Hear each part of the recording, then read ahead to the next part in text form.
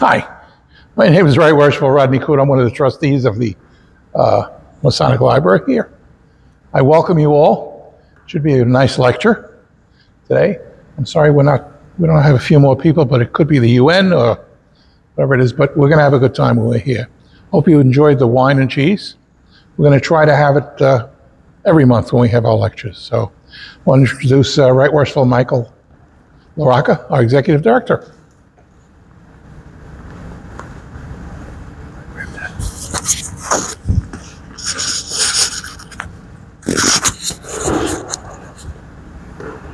Okay, ladies and gentlemen, distinguished guests and fellow Masons, it is with great honor and enthusiasm that I welcome you to the Chancellor Robert R. Livingston Masonic Library Live Lecture Series.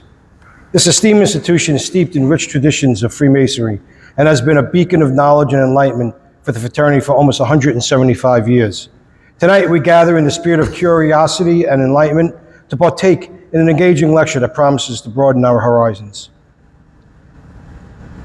Also, I just wanted to reiterate, Rodney Coote is the first Vice President of the Trustees of the Library, and we also have Jim Mellis, who is the Secretary of the Library. It's Right Worshipful Jim Mellis as well.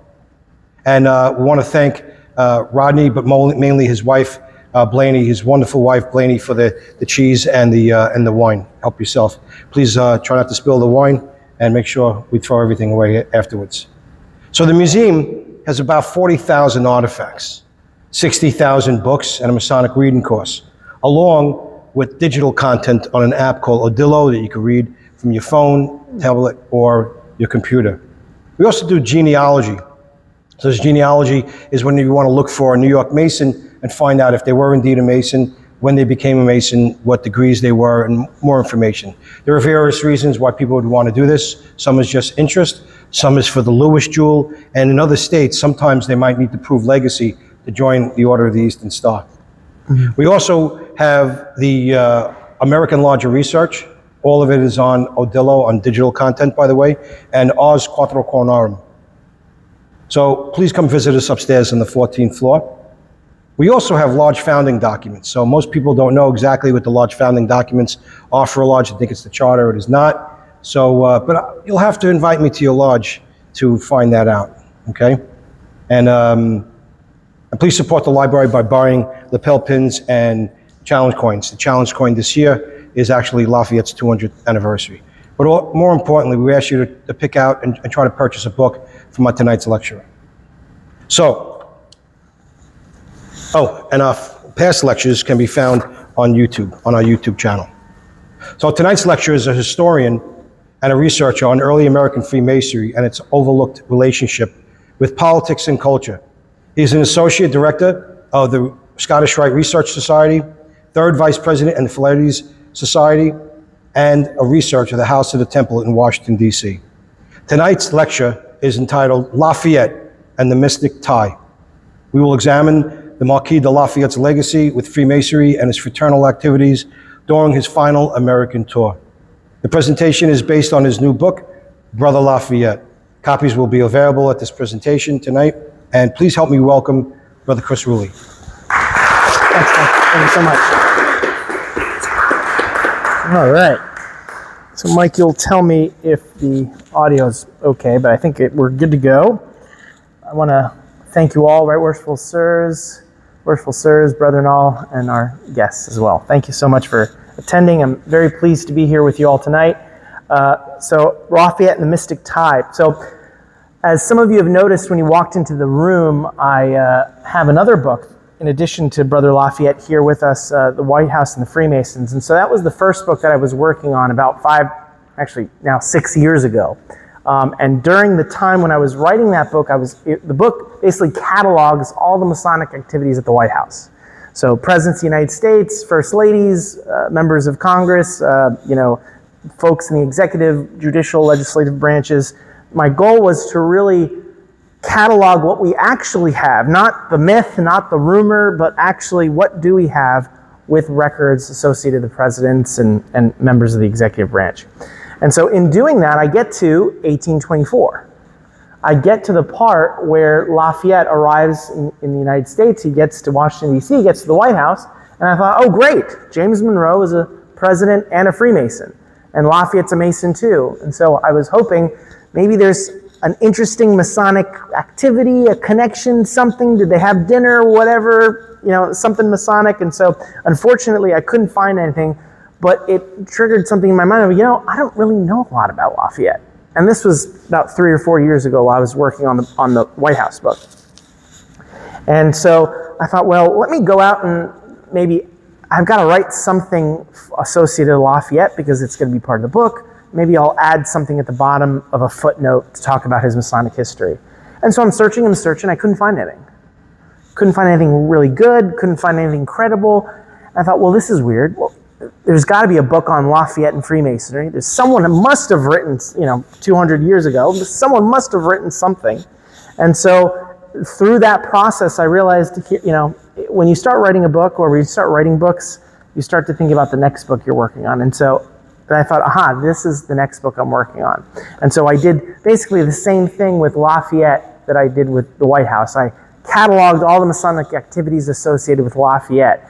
And I really narrowed my focus down. This was back in 2021 in preparation for 2024 and 2025. Because, for those who haven't figured that out or haven't seen it, or if you haven't been on social media, especially the Grand Lodge social media, we're participating in Lafayette's bicentennial of his arrival back in the United States, his final American tour. And so certainly I thought, well, I got to get this book done and worked on so we can publish it in 2024. Now, tonight, I'm not going to go through every single Masonic activity. You'd run out the door so fast, you'd never come back. So I figured, why don't I synthesize and find maybe 5 key points, 5 things that I learned. That way, when you're at a Masonic meeting or a banquet, you've got something interesting. Hey, did you know about Lafayette? This or that. And so things that I sort of came from, things that I learned, things that were important to me. So let's start with number 1 of 5, or 5 of 1, or 5 of 5. So Lafayette's legacy has diminished over time. What does that mean? Well,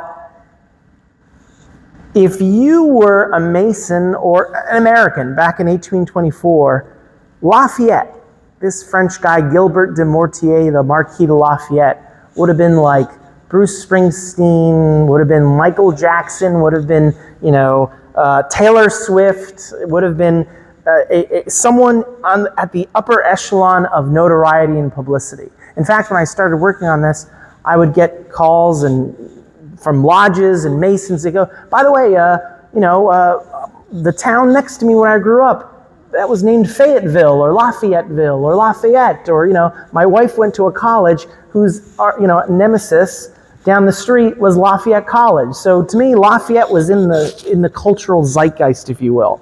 But over time, it diminished. I would argue, as perhaps you all can join me in agreeing with it, when you go to school in high school, let's say, you didn't really learn a lot about Lafayette. Or if you did, you probably saw something maybe perhaps associated to this. This is the Lafayette people know. Young officer, young kid, 16, 17, 18 years old, comes to the United States, gets a commission from Congress to serve in the war. Rich kid, comes from one of the oldest families in France, one of the oldest descendant lineages in France. In fact, he jokes at one point, or Lafayette says, his family's main custom has been traditionally fighting the British. That was the main job for his family. And so he comes from this old background. Money, prestige, class, his rivalry with Marie Antoinette. So this is the level of upper echelon of types of, position he was in his life. He comes to the United States and he does one smart thing, or maybe 2 smart things. He comes to the United States, he offers his assistance, but my favorite thing, and the thing that the Continental Congress is happy to take him on, is not only will I come and do this and work for you, I'll do it for free. And so as any Mason knows, when someone says, oh sure, I'll help out, and I don't ask for any payment for it, you know that kid's going to be thrown into a committee somewhere. So that's what happens with Lafayette. I would argue most people in the United States today, when they went to school, they learned that. Maybe they learned about Yorktown. Maybe they learned a little bit about what happened during the battles of, Brandywine, or maybe they knew that Lafayette was stuck at Valley Forge with George Washington during that cold winter. They probably know that. Now, maybe if you went to college and if you went to college and maybe studied a little bit more about French history or the Revolution, you might know that Lafayette went back to France. And here's a kid in his, now he's in his 20s, mid-20s, who participates in something that's never done before in the history of civilization.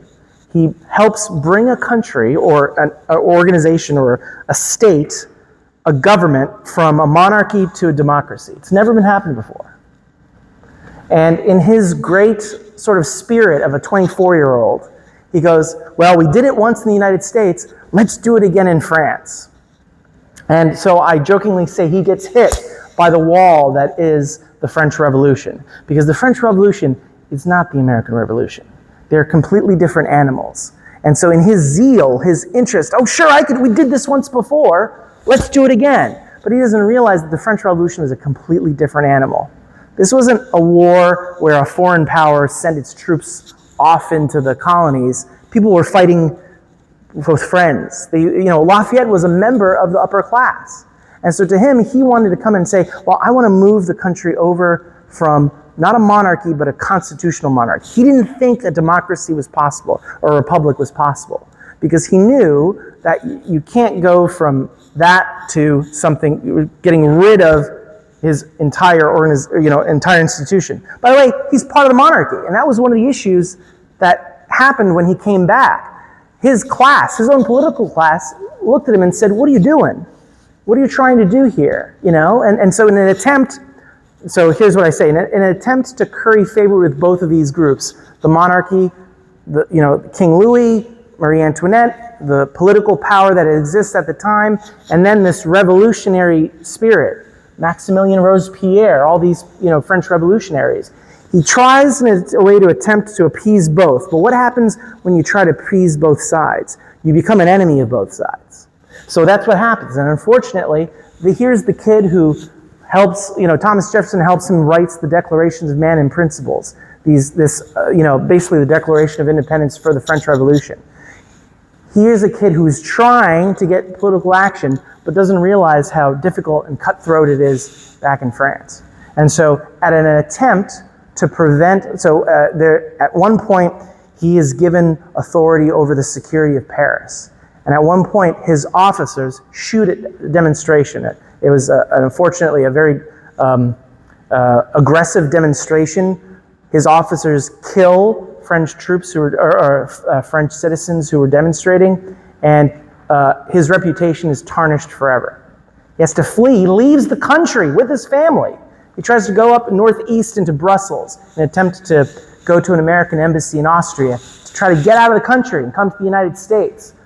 But at this time, the French government, the new French government that just, kicked out his family and his old French government, declares war on Austria. So now the Austrians take him and say, hey, look, we've got the hero of the American Revolution in our pockets. And so Lafayette is stuck in prison for 5 years. There are a couple attempts to get him out of prison. In fact, a couple Masons try to attempt to get him out as well. But the one attempt that almost works, Lafayette basically gets out of the carriage and starts running, but he doesn't know where he's going. And he's recaptured. And so he sticks in prison, and so Lafayette's in prison for 5 years.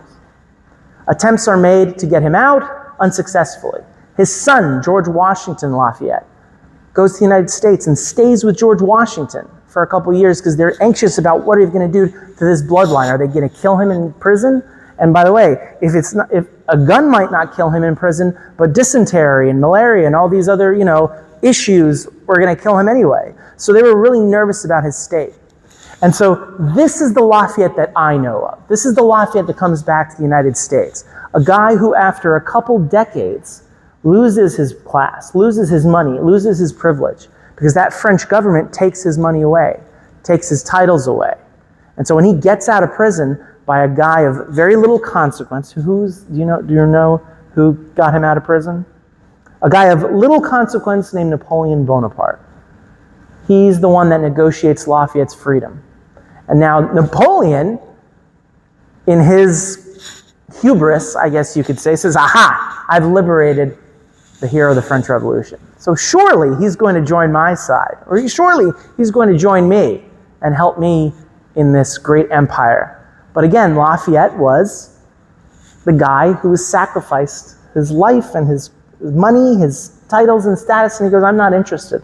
I saw you lay that crown on Josephine's head and your head to become emperor. So I'm not interested. Why would I want to do that when I've been fighting and I lost all my money and I lost all my titles to become someone else? And so Lafayette spends the next couple decades basically in local politics, not causing too much of a stir, not trying to get him thrown back into French prison. And so he sort of just lives moderately well, tries to engage in politics, change the government, change the ways, trying to do something.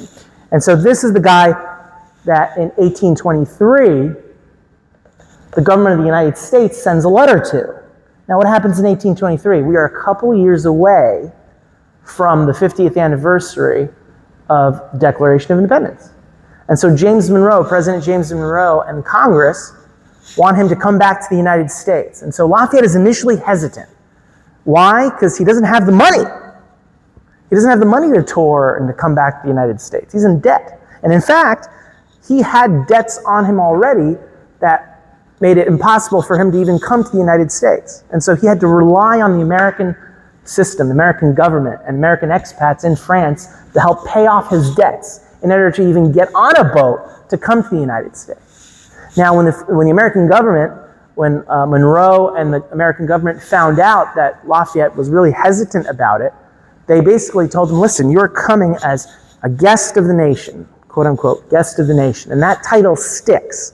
And so if you look at old newspapers, if you look at old documents and things, like publicity, marketing, whatever at the time, you'll see the guest of the nation visits New York. The guest of the nation visits Philadelphia. Now, that's a nice title, but what was the logistics around it? The idea was, when he comes to the United States, the American government will pay for it. We will take care of him. We will have a military escort. We will take him around wherever he needs to go. He is a guest of our nation. He doesn't have to pay. And so on July 13th, my birthday, can you believe it? He leaves France on board his own. He wanted to he said he was fine with going, but he wanted part of it, he wanted his own decision. He wanted to do it himself. So he chartered the Cadmus, which is a merchant vessel, to come over across the United States. And so he charters a boat. His son, George Washington Lafayette, now an older man. Lafayette was now in his 70s. And then his valet and his secretary, a guy named Andre Levasseur, join him on the trip. And so they're off and coming to the United States. And so they arrive in the United States around August 1824. So July 1824 to August 2024, he's traveling. Now, okay, Chris, cool, but you haven't talked about Freemasonry. And I thought this was on Masonry.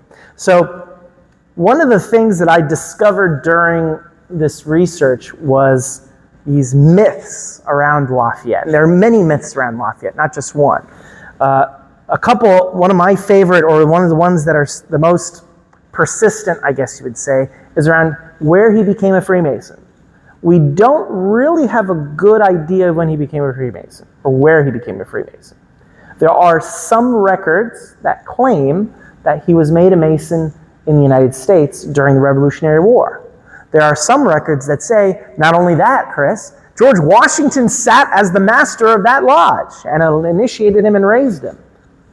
But those records can't be verified. They're in histories, but we have no primary sources to confirm that. There's no proceedings. There's no letters of correspondence. In fact, there are, guess how many times of instances where George Washington and Lafayette talk about Freemasonry in their letters? 0. There's 0 reference to Freemasonry in any of the 235 to 36 letters of correspondence between Lafayette and George Washington on Freemasonry. We just don't have any of those records. So where do these records come from? Well, We have some records back in France where he attends a meeting. We do have that. And we believe that there is one or two records that claim that he was welcomed into a lodge a couple years before he came to the United States to join the American Revolution. And so that's the current theory, that he was initiated in a military lodge a couple years before he was initiated in a town called Metz, M-E-T-Z or M-E-T-S, depending on the pronunciation. And so even Lafayette himself, during this tour, mind you, there are reporters everywhere Lafayette goes. If Lafayette sneezed on someone, the reporter wrote it down somewhere. So not even in these reports, not even in a report, in a Masonic proceeding, a Masonic banquet, a dinner, whatever, during this whole entire tour, for 13 months, 7,000 miles, he doesn't even mention it. No one even writes it down at all. There is one reference to Lafayette's Masonic initiation that the Grand Secretary of the Grand Lodge of Tennessee has in their proceedings. So the Grand Lodge, he passes by Tennessee. The Grand Lodge wants to have a nice banquet for his arrival, and so they go out and they open a Grand Lodge session. They finish. They go to the banquet, and then apparently, according to the Grand Lodge proceedings, Lafayette at the banquet mentions that he became a Freemason before he came to the United States. But that's not from him. It's a Grand Secretary who wrote it in the proceedings. So again, it's not technically a primary source. It's not Lafayette's words. It's what the Grand Secretary says Lafayette said at the banquet. And there's another myth, my favorite myth, the Washington apron. All of a sudden, in 1794, George Washington receives an apron from Lafayette at Mount Vernon. This apron is now in the custody, we believe, we know that it is in the custody of the Grand Lodge of Pennsylvania, but the mechanism by which it got there, it's a little, the provenance, in other words, it's a little uncertain. Here's the claim. In 1904, Sidney Hayden, who is the historian or sort of the head of the Museum of the Grand Lodge of Pennsylvania, writes in a book called George Washington and His Masonic Compass. It's basically a Masonic biography on George Washington. And Sidney, in that book, writes that in 1904, the book was published in 1904, that not only did Lafayette give this apron to George Washington, but Lafayette's wife all of a sudden made the apron. Apparently she's a fabric, she's a designer in fabrics, and so she's an expert tailor. Who knew? There's no record of it. There's no mention of it in any other record before 1904. So in 1904, really, this is where this story comes from. Now, could this be a Washington apron? It could possibly be. My issue is not that. My issue is that there's no connection to Lafayette at all. It was sort of just made. Or if it was, those records are no longer there. They're no longer to confirm that. Okay, so, and this is a problem we also see with the presidents of the United States. We get these tall tales and myths of, George Washington slept here one night. Oh, cool. Well, where'd you get this story? Well, I thought I read it in a history book. Well, show me the reference. They tend to not be referenced that well, unfortunately. Now, we poor Masons sometimes don't reference our stuff. Okay, number 3 in our 5 takeaways. Our knowledge, our contemporary knowledge on Lafayette, our understanding of Lafayette and Freemasonry mostly comes from this tour. There are very few records outside of this tour associated to Lafayette Freemasonry. We don't have Lafayette's papers on Freemasonry. There's no letters or diary entries that we can find from. And if there are, which there are 2 or 3 letters that extend, and there's basically acknowledging, thank you so much for giving me this thing, but nothing on his personal views, nothing on, what did Lafayette feel or think about Freemasonry. We have records and letters of George Washington telling us what he thought about Freemasonry. What we have on Lafayette is through this tour, when reporters followed him around and transcribed the speeches and the things that he said about his, whenever he attended a banquet or a cornerstone laying ceremony or something like that. And so really our main corpus of all the information that we know about Freemasonry and Lafayette comes from this tour. Unfortunately, a lot of that stuff has not been published or distributed outside of Masonic, proceedings. You got to go and find those proceedings. You got to go and find the newspaper. In fact, 40% or more of the information that I found on Masonic activities did not come from a Masonic source. It came from a newspaper.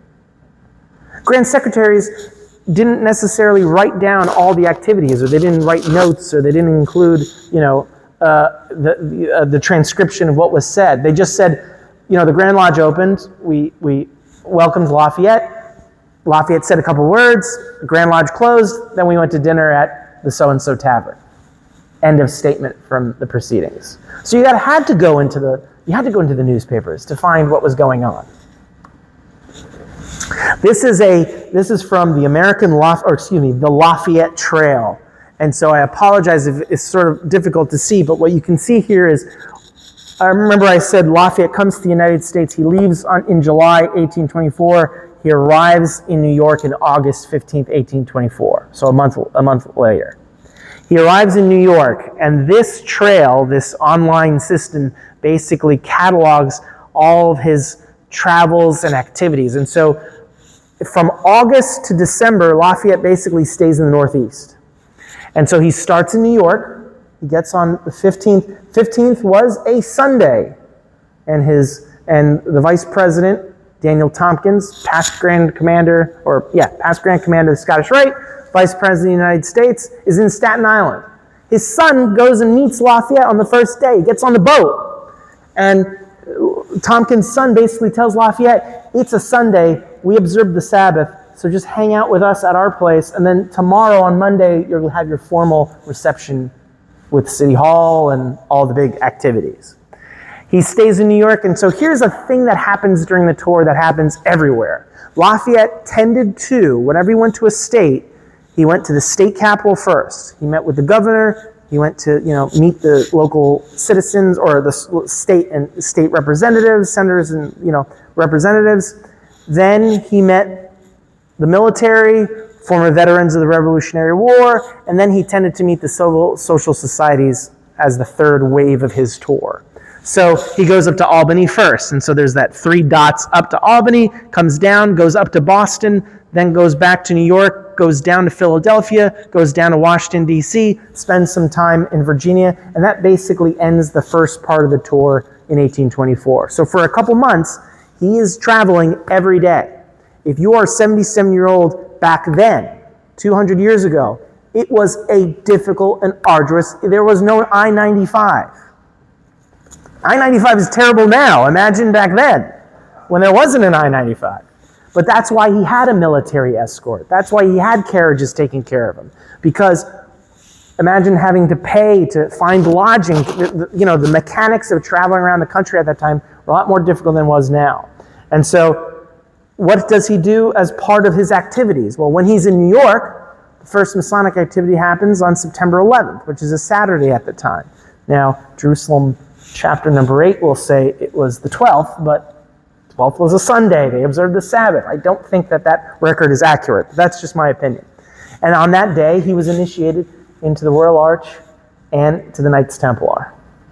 That was the first Masonic activity that he had in the tour. That was in September. So he spent a couple weeks visiting, touring, meeting states, governors, blah, blah, blah, and then, engaging with social groups, civic societies, and then he got involved with Masons. And here, this painting is from Alexandria, Washington, number 22, my lodge, down in Alexandria, Washington, in Alexandria, Virginia. And this painting, we believe, it was commissioned in 1840, and it shows him with his black Templar and sash and apron.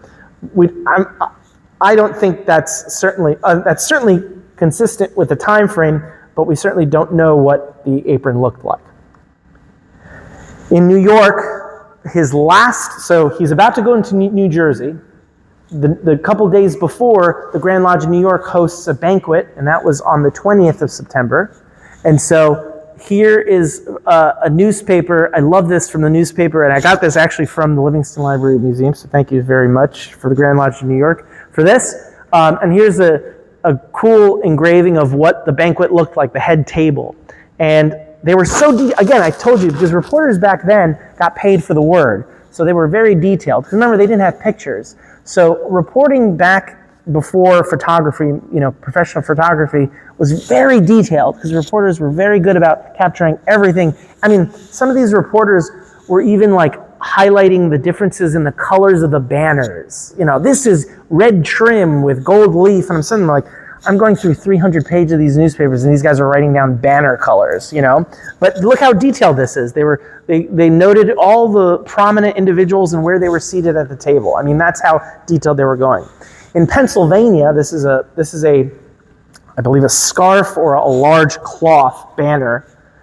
In Pennsylvania, the Grand Lodge of Pennsylvania, before he even arrived, set up a committee of past Grand Masters to figure out what kind of Mason was Lafayette.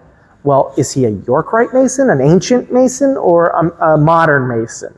Because for Pennsylvania, that was certainly an important distinction. I always find that funny. Well, what happens if he was a modern Mason? We're going to not let him go? Well, fortunately enough, they figured out he was fine and he was allowed to come in. New York, New Jersey already welcomed him, so it sort of defeated the purpose because he already started doing Masonic activities. But for Pennsylvania, that's okay. And so I just like that story of like the Grand Lodge had to figure out, well, what happens if he was not a York Ancient Mason? What the heck are we going to do? We don't really know what happened. One of my favorite stories of the tour came from his secretary when they came to the White House. And so this is a depiction of the White House in 1827. So this is a couple years after the tour. But generally speaking, this gives you a better sense of what the White House looked like at the time. My favorite, so reading the journal that Auguste André Levasseur, who was the secretary, Lafayette's secretary, how do I say this? The secretary had a bit of a culture shock when he came to the United States. And you can see it in his writings when he's writing his journal when Lafayette's traveling. So Levasseur was shocked that when he got to Staten Island and Daniel Tompkins, Vice President of the United States, apparently showed up in a simple coat and hat. The second most important, he said, I'm paraphrasing, he goes, the second most important chief, executive of the United States showed up by himself with just a simple coat and hat. That's how the culture shock was for the secretary. When they get to the White House, Levasseur says, I was surprised that we were only greeted at the door by one attendant. We walked into the main room of reception, and I was shocked to see that the president was sitting at the same level as his cabinet. They were wearing the same blue jacket, simple blue jacket like everyone else was. This was the most important man in the United States, and he was just simply dressed. Culture shock. I just love that little story. These are the types of things that you read while you're going through this presentation, or going through his notes and his work. Lafayette spends a little bit of time in Washington, and then he goes down to Mount Vernon to see George Washington's final remains, his tomb. Now, this is actually an anachronistic. This is not contemporary to the time, because as you may or may not know, there are two tombs for Washington. There's the small family tomb, and then there's the new tomb that was created around the 1830s, 1840s. And so this is actually the new tomb. He would have been here. It would have been the old tomb that sort of faces the Potomac River. But the story goes, and newspaper, again, Masonic proceedings didn't capture this. It was a newspaper. The guy who was in charge of Mount Vernon at the time was a guy named George Washington Parke Custis, Georgie, or Wash, as George Washington used to call him, was a nephew of George Washington. When the Washington line died out, it was Parke Custis's line of the family that basically kept everything going at the time. And so Custis basically had all this stuff on George Washington. He collected a lot of the stuff as much as he could, and then he basically just managed a mini little museum of Washington artifacts. So the story goes that when Lafayette visits the tomb, he gets out of the tomb. It's a very emotional, Lafayette's clearly emotionally stricken by seeing Washington's remains. He comes out, and Custis apparently gives him Washington's a blue Washington sash that he wore in the only portrait we have of George Washington as a Freemason contemporary of the time, which Alexandria Washington 22 has, and a Masonic jewel we believe is past master's jewel. And so that story becomes very important later on, and I'm going to hold on for just a minute. And so the newspaper reports that Custis just gave him Washington's stuff, and so apparently Lafayette took the blue sash and cut it up and gave pieces away to the children who were on the tour with him. So if you see a blue sash somewhere associated with Lafayette, it may be associated with George Washington's old past master's sash. Okay, now I said he spent the first part of his tour in the Northeast, right? And so by the winter, he's wintering in Washington. Now comes February, he's about to go off and go into the rest of the country. And so he starts in Washington and he goes down to southern Virginia, goes through Raleigh, North Carolina, goes down to South Carolina, he goes down to Charleston actually, goes up Georgia, Alabama, Louisiana. Now during these times, there are Masonic activities and events during the whole time. The American Lodge Research, a guy named Harold V.B. Voorhees, which is was a prominent researcher for the American Lodge Research back in 1933, did some of this early work, to catalog all these events. Now, unfortunately, he just had the proceedings. He didn't have access to, the Library of Congress. Now it's digital. You can keyword search. You can find a lot of that stuff. So he found about 30 to 40 activities. He found 20 to 30 activities. I found 65. But how do you find it? Through newspapers, through diaries, through journals, through all these different sources. Remember I said, a lot of this stuff came from non-Masonic sources. It wasn't just proceedings. It was through these other sources. And so some of these sources will, as I mentioned, some of the things I was talking about before, even Voorhees didn't find. But again, so as Lafayette is heading farther west, there's more prominence in Masonic temples, there's more Masonic activities, because these Masonic temples or halls tended to be, logistically, had enough space to hold or host Lafayette. Outside of a church, the Masonic hall had enough space to fit a lot of people in it. So Masonic halls tended to be places where Lafayette met for non-Masonic purposes as well. So a lot of times, Masonic halls were just used just to hold Lafayette, not necessarily having a Mason component. But at certain times, lodges will just come and say hello if they didn't, So for example, in Louisiana, in Louisiana, the Grand Lodge did host him. But in Tennessee and in different places, small Masonic lodges, as he was going down, going away, would just welcome him and say hello, maybe meet him for a dinner or for a lunch, rather than opening up a session and having him come in. One of my favorite stories is, actually, before I go into Ohio, as Lafayette is going up Louisiana, he steps foot and goes to one place in Mississippi. And why is that? Because Mississippi never sent a formal invitation to have Lafayette come to their state. But he wanted to hit each state, and so they stopped the boat and they went to one town in Mississippi, and then kept going uptown. Somewhere between Tennessee and Kentucky on the Ohio River on one night, around midnight, as they're going up the steamboat hits a shoal. We don't know what it is, and the boat capsizes. The boat sinks. Lafayette, and unfortunately everyone on the boat survive. Lafayette spends, as the newspaper account says, they were able to pull a mattress off the steamboat, and so Lafayette basically slept on a mattress, and someone was holding an umbrella over his head as it was raining on the side of the. And they placed a marker on where they think that was close to where the steamboat. So all the Masonic certificates, all the aprons, all the jewels, all the sashes, all the things that he got, all of Lafayette's papers of the tour, all of Andre Levasseur's work is now under the Ohio River. So if anyone wants to come with me to the Ohio River, we're going to go find George Washington's Masonic jewel, I'm happy to join you. So that's why we actually don't have a lot of information on that first part of the tour. Unfortunately, it was the longest stretch of the tour. When he gets to Ohio, the state legislature of Ohio voted against paying Lafayette back dues for the Revolutionary War. And because of that, the state of Ohio never actually extends an invitation to have Lafayette come to their estate. But what happens?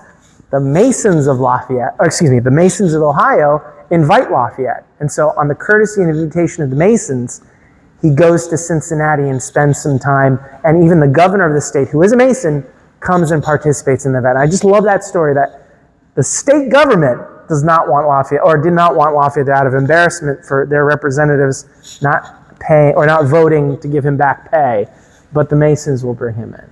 I love that story. Now, during this trip, I didn't mention this, I forgot to mention, as part of the tour, when he's wintering in Washington, D.C., John Adams, right? So he will eventually become a very, not prominent, but a very notable anti-Mason. John Adams is one of the key figures in pushing a bill to get Lafayette his money back, or to be paid by the government for back dues for his service in the Revolution. Remember, I told you before, Lafayette came and said, I'll do this and I'll do it for free. Well, the United States government, of course, wanted to pay him back for his services, especially the fact that he was having financial trouble for the last couple of decades. And so they basically give him, I think it was $200,000 back then, and some land, equivalent of $14 million today. So don't worry, Lafayette was fine after his trip. He got his money back and all his prominence. So he's going up the Ohio River, he goes to Pennsylvania, and he's now on the western side of Pennsylvania, goes up Niagara, gets thrown over a barrel of Niagara Falls. That's a joke, he didn't do that, but I always like that story. And then he goes across, he crosses New York into Boston, he actually goes up to Boston, and the big event, of course, now this is the biggest Masonic event, the big enchilada, many Masons, many Grand Lodges, was to lay the cornerstone of the second Bunker Hill Monument.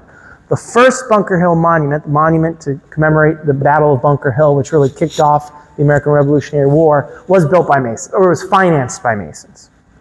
And so they decided to make a more permanent monument, because the other one was wood and it was deteriorating. So they wanted to make a stone monument, and so Lafayette was traveling really in a quick pace to get to Boston for the cornerstone commemorations. New York, Connecticut, Maine, all the Grand Lodges around the area came and participated. So that was certainly the biggest event during the Lafayette Tour, the biggest Masonic event during the Lafayette Tour. Okay, number 5. See, we're blowing through these. Okay, number 4. Freemasonry reinforced Lafayette's political views. One of the things that I noticed, remember I said reporters were basically documenting everything that Lafayette was saying. They were documenting in newspapers. And some good Grand Secretaries were writing down the proceedings and the transcription of what Lafayette said. What I found very interesting was Lafayette spoke a lot about politics in Freemasonry, which is not something that we talk about today. But he really talked a lot about politics in Freemasonry, especially a guy named, he always referenced or cited this guy named General Rafael de Rigo of Spain. For 3 years, the Spanish government was a republic. Rafael de Rigo basically organized a coup to kick out the monarchy, and for 3 years, the government of Spain operated as a republic. And then after those 3 years, the French, no less, came in to assist the Spanish crown in recapturing the government. And Rigo was, in polite terms, he was no longer living. And so here are some references in speeches that Lafayette said to Freemasons during Masonic activities about politics and Freemasonry, right? So our institution breathes the spirit of general philanthropy, and none have extended its benefits in the social view more than yourself. While we lament the untimely end of our brother, the patriot Rafael Rigo, who fell a victim of the Spanish tyrant who imbibed the virtues he could not imitate, we thank the supreme ruler of the universe that amidst the world's conflicts, you have been spared. Those present and whose perspent and example in the service of the human family leads to the performance of every enduring charity of life. And this was a Grand Lodge of Alabama banquet. While our Masonic institutions are persecuted in several parts of Europe, while the memory of our excellent brother Rigo is exposed in Spain to vile outrages, which shall be in time avenged. I feel particular satisfaction to find this lodge, or Grand Lodge, he's talking about Alabama, in a former Spanish colony, enjoying all the benefits of free and republican institutions. He could have just said some boilerplate stuff, right? He could have said, oh, brotherly love, relief, and truth, all these great things we talk about Freemasonry. But he brought in politics, he brought in that need of service and the sacrifice of other people in the United States, or outside the United States. And so I'm sort of, that was very pronounced when I was doing my research. The other thing that I realized was that there is in American contemporary Freemasonry, but especially in the past as well, I think it sort of runs constant, that Freemasonry venerates the soldier, the statesman, the Freemason. There is a class of Freemason. The soldier, the statesman, the Freemason. Think of George Washington, soldier, statesman, President of the United States, and Freemason. Active, not necessarily super active, but active enough to participate. He attended the big events. He spoke well about the fraternity and tried to support the fraternity. President Truman, veteran of the First World War, President of the United States during the Second World War, active Freemason, Grand Master, ritualist, and all these individuals. McKinley, soldier during the Civil War. Teddy Roosevelt, Rough Rider, Well, Teddy Roosevelt would have just did everything. It doesn't. Maybe he perhaps doesn't count because he just did everything. Andrew Jackson, right? President, soldier, Freemason.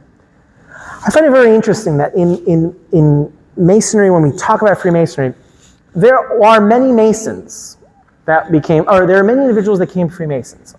Writers, authors, scientists. But who do we talk about in Freemasonry? We're talking about, in history, or when we venerate. When we talk to non-Masons, who are we talking about? We often talk about statesmen.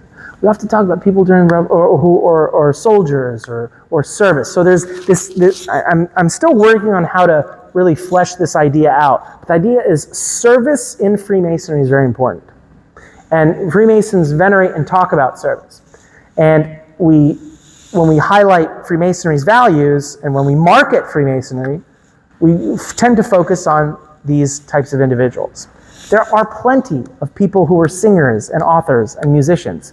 We don't seem to talk about them, especially to non-Masons, when we're thinking about, hey, who was a Mason? Well, I came to the Freemasonry because I want to join an organization that has rich history. Well, they're not talking about the guy who sang the blues in 1950, they're talking about George Washington, they're talking about Benjamin Franklin, they're talking about Paul Revere, right? They're talking about these individuals. Isn't that interesting? And maybe Mozart. I think Mozart gets a pass because no one else, we don't really have that Rolodex of those guys. We tend to focus on these soldiers, statesmen, Freemasons, and I found that very interesting. Number 5, the public role of Freemasonry. And I think so maybe 4 and 5 sort of meld into each other. There's this idea, and I perpetuate this all the time. I spoke about the Conference of Grand Masters about this idea. My first book was on the White House and the Freemasons, so I think this is, the fraternity is not a secret society. It is a society in which its initiations are a secret. There's a difference there. And I think that difference, this was not an issue, before the turn of the 20th century. Freemasonry was very, very public. Tell me a secret society that published, not just last year, but I'm talking 200 years ago. Tell me a secret society that published its proceedings and made those proceedings available. Someone who's not a Mason can go upstairs in your library, if you're nice enough, or if they're nice enough, they can go to the library and take a look at the proceedings of what happened in 1796 or 1801, right? They can find it online. They can find who was a Mason. They can find what they voted on. They can find this stuff. It's not a secret. Tell me a secret society that lays a cornerstone in public. In fact, invites the public to participate in the cornerstone ceremony. We don't, like 200 years ago, we didn't say, okay, everyone who's not a Mason in this town, get the heck out for an hour and a half because we're going to lay this cornerstone and then you can come back in. We invite them to participate in the ceremony. In fact, we talk about the ritual in the ceremony. We talk about the plum, we talk about so, wait a minute, I thought we were not supposed to talk about this ritual stuff. Tell me a secret society where in the newspaper, they printed the reason and the names of people that were blackballed. Because the institution was a public organization. For 200 plus years, people, families, men flocked to Freemasonry for different reasons. So if you're a family, a widower, a destitute person who's destitute, you came to the fraternity because there was no social security. There was no insurance. There was no social safety net programs back in the early 18th century. You came to the fraternity for assistance. Why is charity and benevolence really important in the fraternity? Because before Medicaid and Medicare, you really had assistance through fraternities. And in fact, if you go back, in the 1920s and 30s and 10s, there was this called a conference or a congress of fraternal organizations. And they brought all the fraternities on in Washington, D.C., and they created this really huge, proceedings. And they basically tabulated and calculated all the financial and beneficial societies and what they did, their gross output, all this stuff. And they found that the insurance alone from the fraternities was larger than national insurance companies. Why? Why was fraternal insurance so popular? Well, if you're an insurance company, these fraternal insurances were great because you already had a way of weeding out the people that were good clients versus bad clients. Because you went through that initiation process, you went through that petition process already. So they already helped vetted people out. We knew who. And by the way, they tended to be people who kept their oaths and kept their obligations and paid and were good citizens and were part of the society and engaged in community. So to me, this public role of Freemasonry, so Lafayette wasn't coming to the United States and attending these Masonic dinners privately. These were social events. They let newspaper reporters in. They let them write down what they were talking about. We don't do more of that. We should be doing more of that. Now, I personally believe we should do more of that. We should let people in. And here's another example, right? I just told you that before. Masonic halls. My own Grand Lodge. 1940s, 1950s, 1960s said, we don't want non-Masons in here. This is a clean space. This is for Masonry. Well, for the last 150 years before, the Masonic temple tended to be a place where people went to see theater and plays, and they opened it up to lectures and music, and they let people come in and be participatory. Even in for Lafayette. Remember I told you, when you go west into these places that were undeveloped, they tended to go to Masonic Hall because it was the biggest space available. Now, those Grand Lodges in the past would say, no, this is for Masonry only. Get out of here. Back then, they allowed you in because they wanted to bring you in. Freemasonry was a public institution. Now, here's the other end of that, and this is where I'll end the presentation.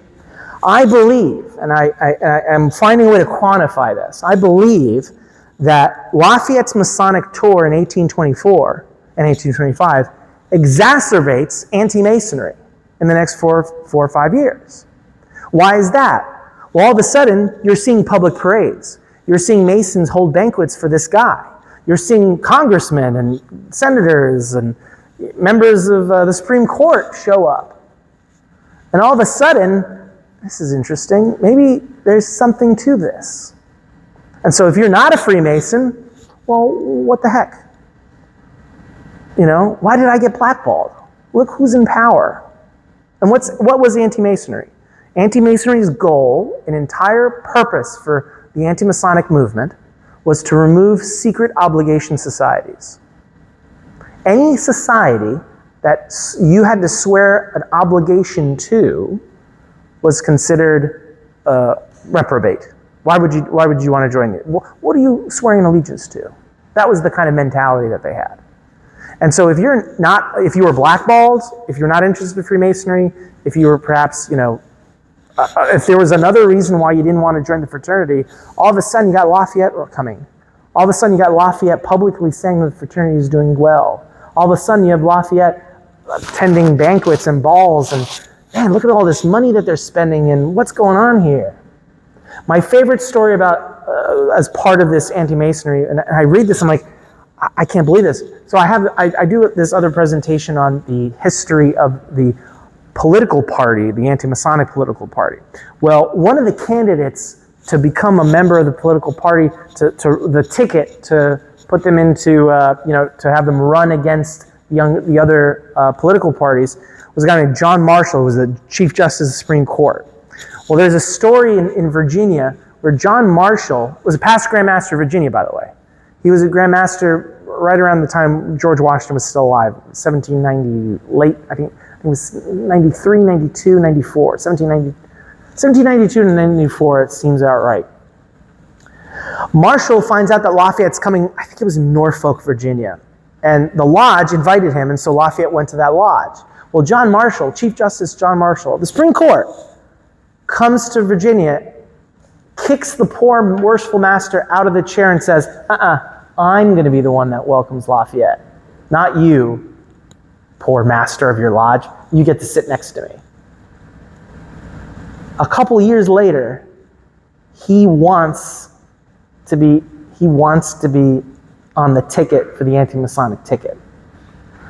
And one of my favorite little stories about that, Marshall says, well, I wasn't really much into Freemasonry, after George Washington died. The fraternity really went south after that. Well, that's interesting, because in 1823, just a couple of years before, you were happy to welcome Lafayette in the Masonic Lodge. Henry Clay did the same thing. Henry Clay, in 1820, was trying to create a General Grand Lodge of the United States. He was in the Capitol. There's records of proceedings of him attempting to engage and rallying all the other Grand Lodges to create a General Grand Lodge. And that General Grand Lodge would meet at the United States Capitol. Henry Clay wanted the anti-Masonic vote. And he said, no, I was done with Masonry. I wasn't really interested. Well, that's funny, because a couple of years ago, you were trying to create a National Grand Lodge. Interesting what these guys say. So I think Lafayette's tour exacerbates this idea of anti-Masonry. It's not his fault. The Masons wanted to welcome a guy who's just like George Washington. And they had an opportunity. Imagine, there were only 4 or 5 founding fathers left at this time. John Adams, Thomas Jefferson, Lafayette. I think there's 1 or 2 more. Oh, John Marshall. And there's one more, I think he was a reverend in the Northeast, I think we're going to say like New Hampshire or Virginia, or Vermont, excuse me. Those guys were myths. Imagine you had a George Washington living. You have now an opportunity to have Lafayette, a kid who was serving under George Washington, come to the United States, and we wanted to roll out the red carpet, pun intended for Royal Arch. And so I think that exacerbated some anti-Masonic tendencies. Well, why do they get to do this? Why are these Masons? Why is the governor a Mason?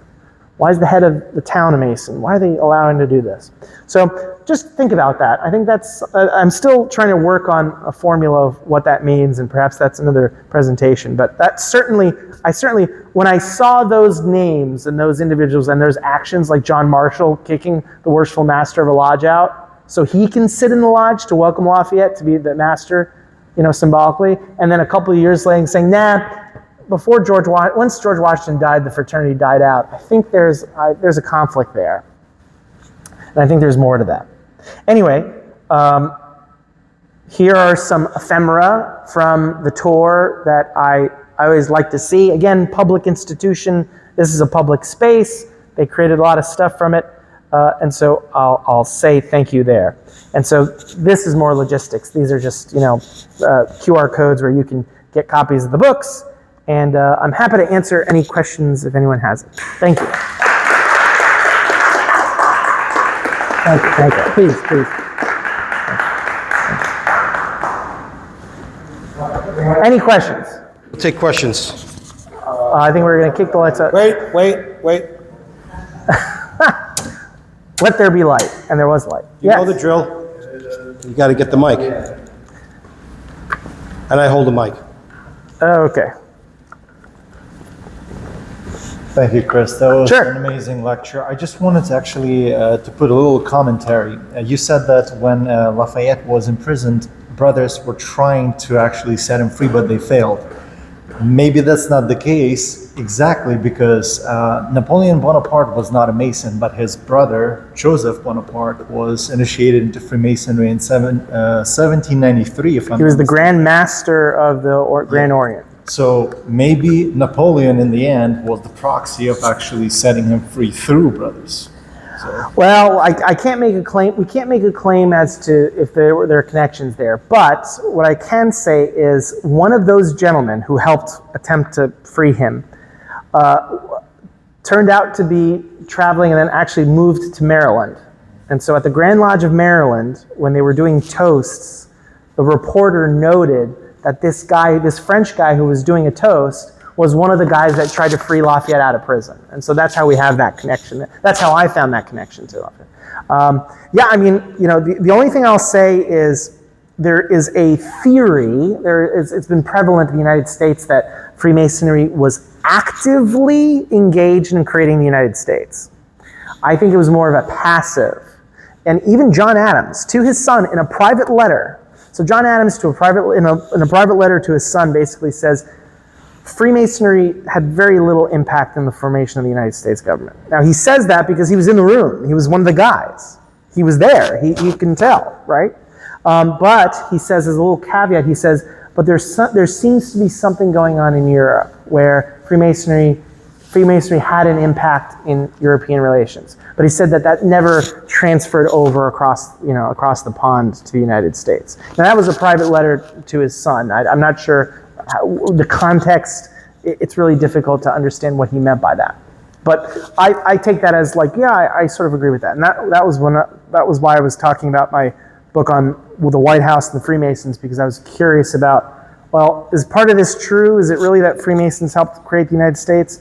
I don't think I think that claim is not true. I think it's that there was a passive because of the ideas, the principles, the values. Those are very unique values. Now, liberal arts education, very common. But back then, when only 5% of the country even had a college education, even knew what college was, a liberal arts education was foreign to someone. So, yeah, I think the values, very passive. Yeah, of course. There was another hand raised here, but we'll go here. Hi. You brought up something that's close to me in terms of I'm with Nassau chapter number 109. In 1826, they formed in Brooklyn. Their business of most of the members was insuring farmland east of Brooklyn. Oh, okay. So that's one thing. The other thing had to do with I had an ancestor who fought in the Revolution, forever tried to get his pension having been breveted in the field. Of all places that he moved to, thinking he was leaving the United States, was Vermont. And this fight kept up through that period before he died and continued on his wife. Now I could just see him saying, wait, the guy that's from France gets his money, I don't get my back dues? Yeah. I could see enough of that happening. Sure. And where did anti-Masonry party get from? They got their votes. That's right. Yeah. A couple of things that occurred to me. Yeah.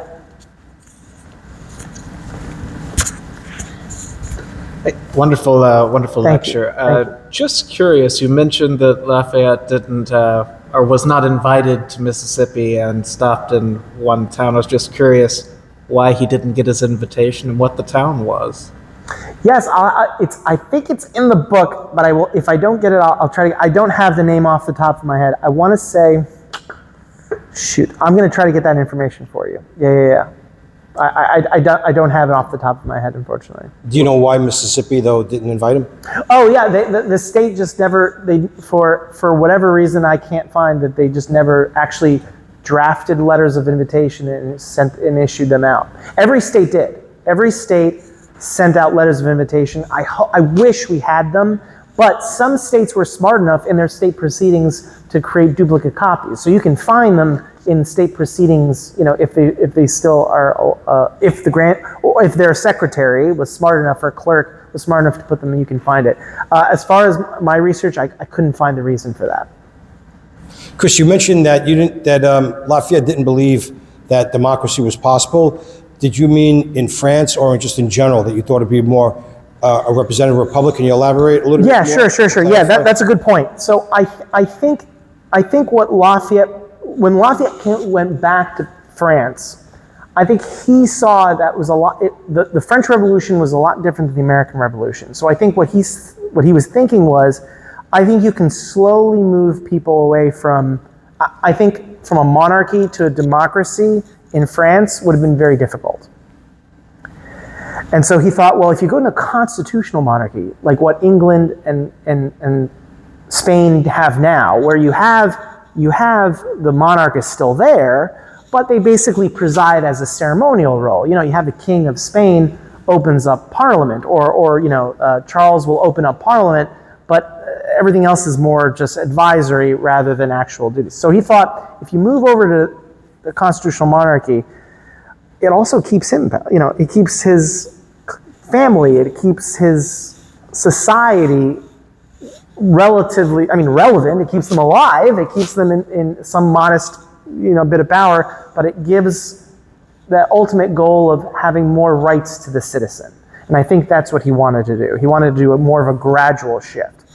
The war in the United States was different than the war the revolution in the United States was different than the revolution in France. In the United States, it was a foreign power coming to the United States with troops. In France, neighbors, different groups were right there. It wasn't like it wasn't like King George was in New York and George Washington was in Philadelphia and they were fighting each other there. It was separate enough where the British just let go of it. The Battle of Yorktown culminated with Clinton, but at that time, King George was already out. I'm not interested, let them have it. They could have committed more troops, they could have committed more time, but it would have bankrupted them. Ironically, what happens in France? The American Revolution, by American Revolution coming in, the French government coming in and basically supporting the American Revolution effectively bankrupted France and helped cement and perpetuate the French Revolution. So, long story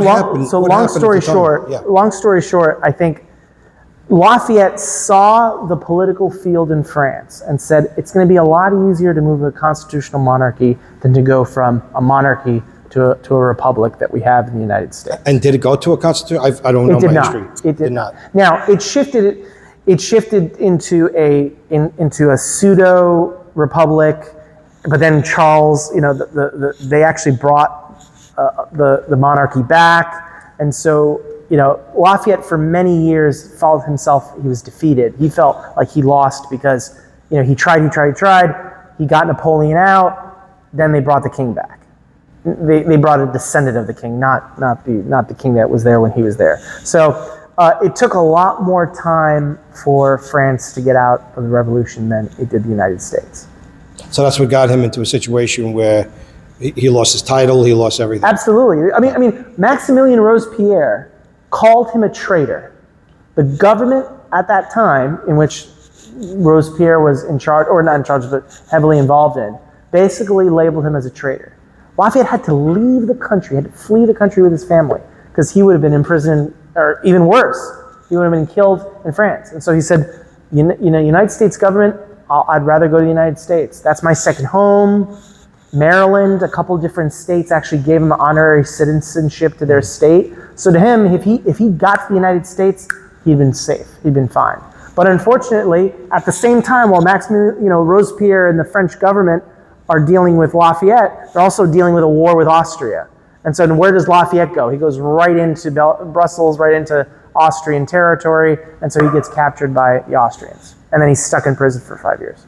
But after that, he came back to France and he stayed a couple of decades in... His wife negotiated that when he gets out of prison, he will not get involved in national politics. And so he basically spends his time in local politics. He basically tries to do what he can locally, tries to, get a couple guys involved, maybe supporting other guys to take his charge or his fight. But again, over time, he's getting older now. He's in his 40s, he's in his 50s, in his 60s, and he's just over it. He's just tired. And he doesn't have any money. He's relatively very little money. He's got a family he's got to support. He's getting older. He's not the 24-year-old who, let's do this. Those times are gone. Last question, so sorry to dominate, but can you describe very quickly what happened after he went back to France, after the final tour of America? Sure. After the tour of so he basically retires. Now he's in his 70s. He basically retires from local politics, from public politics. He got a nice bit of cash from the United States government, if you remember. I think it was $13 million adjusted for inflation. And so he participated in small local activities. He served as a master of a lodge. He participated in a couple other, Masonic activities, including, one of the last, I think a couple weeks before his death. Is that right? Yeah, a couple weeks before his death, he was made a 33rd degree out of the Cerno Scottish Rite. He was not a Southern jurisdiction. Back then it was Cerno. And so he was made a Cerno 33rd degree. And I think that was the last letter, acknowledgement of thanking the New York guys for making him a 33rd. And I think he was working on a treaty, like he signed his name to a treaty between mutual recognition between a Supreme Council in Brazil and in France. And so he was moderately active in Freemasonry and local politics. And then unfortunately, I think he went either to a funeral or a wedding, one of those, or some public event, and it was raining and he caught pneumonia. And then a month later, he was dead. 1834 was when he died. You earlier said that he possibly was initiated in Metz. Is that not in Alsace-Lorraine? Yeah, the regiment was located in Metz. I don't know a lot of the details. It's close to the German border. The reason why I bring it up, and everybody goes, "Oh, he's going to bring up Illuminati," but Adam Weishaupt. I'm going to bring it up? No. Oh, you. Me. Bring it up. It's on the video. We signed in July 4th of 1776, and Weishaupt's papers came out. It was in May of 1776. Big reaction from Maria Theresa and all those people in terms of not letting people working in government be in any secret organization. That kind of mantra made its way over here. I see that there's a bit of a connection in terms of, while people were not wanting to be monarchists over here, at the same time, if they had accumulation of wealth, they kind of equated it the same thing. I'm going to lose my power if there's full democracy versus, say a Republican system. Mm-hmm. And of course, as you bring up, since he had those kind of connections, it was a bit of a conflict for him. But I think that his support of Riego, or what he said about Riego, possibly, as you said, exacerbated things a few years later, especially after the Morgan affair. Yeah, I mean, I think there hasn't been any research on it, so I'm still working through trying to figure out how to quantify, the Masonic influence the Tour's influence on anti-Masonry. To me, I think it's objectively clear. I mean, if you're seeing huge parades and banquets and activities, and Lafayette's out there saying, these Freemasons, they're doing great, they're doing charities, this is really good, look at all the politics, like the fraternity is doing well, it's a public institution. I think, what was this, if you read anti-Masonic journals, newspapers, all that public stuff, you can find it online, a Hathi Trust or whatever, you can find it online. There's a strand of anti-intellectualism that sort of hovers. There's an undertone of anti-establishment, anti-intellectualism, which is the antithesis of Freemasonry, right? To me, it's led to the second Great Awakening, I posit. But the other thing that seemed to go hand in hand during that period was that everybody was suspicious of them, so they decided to keep, proceedings for big Grand Lodges. It seems like we now have this system where the library does not hold any minutes, and as a consequence, any place that has not turned in its charter really has no record if somebody loses it. I'm in the process of digging up old minutes that were thought missing for 40 some odd years. Sure. And I think part of it was not wanting to have too much out there if they were kind of, say, roguish. If somebody came in and went and supported something like Riego, they wouldn't want it in the minutes. Yeah, I have a very difficult time with that, only because it does, the evidence of it in newspapers and public records does not support this idea that the fraternity was a secret society. It just doesn't, and unfortunately, it's the turn of the 20th century. It's sort of books associated to a guy named Da Vinci, and I'm not going to, but this idea of like, there's a secret, these conspiracy stuff. Read anti-Masonic literature, right? It would say, right, if this conspiratorial stuff would be in anti-Masonic literature, it's not. That's the problem.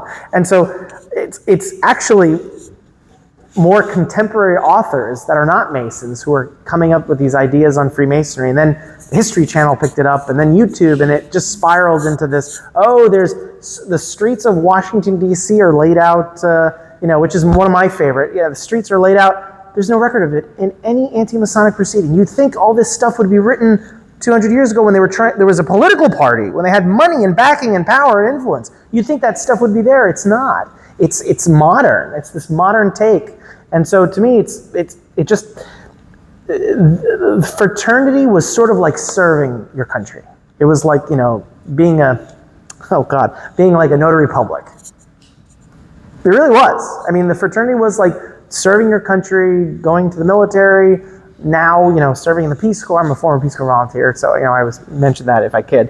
Like doing service, AmeriCorps, whatever. That's the level of where Freemasonry operated in. Before they had insurance, before they had, Medicare, Medicaid. When you needed help, who did you go to? They didn't, the initiations, they didn't place a big deal on them. Ironically, they didn't place, the public didn't place a big deal on them.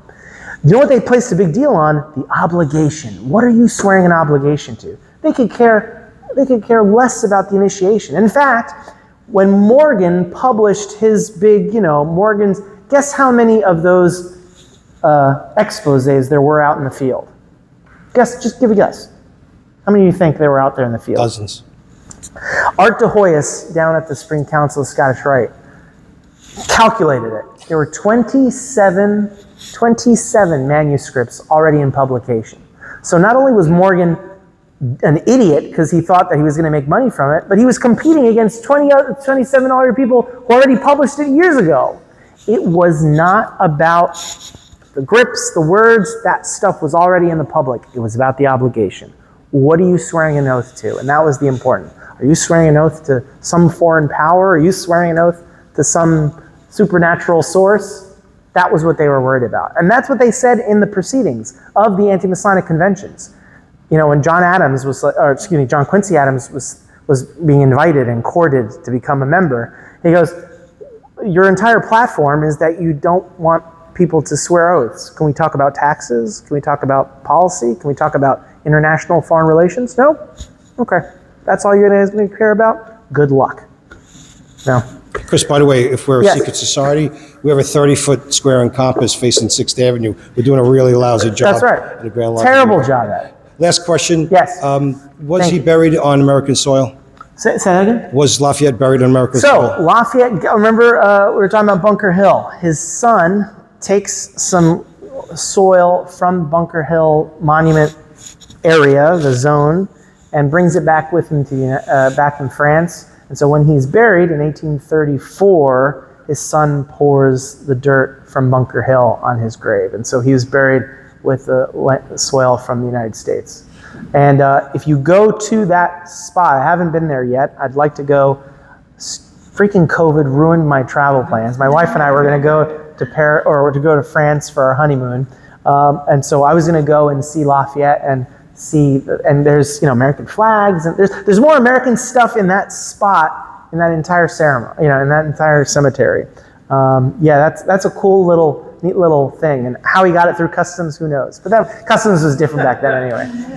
And with that, what a wonderful way to end the lecture. Thank you. Thank you very much, Chris. Yes, of course. Thank you so much.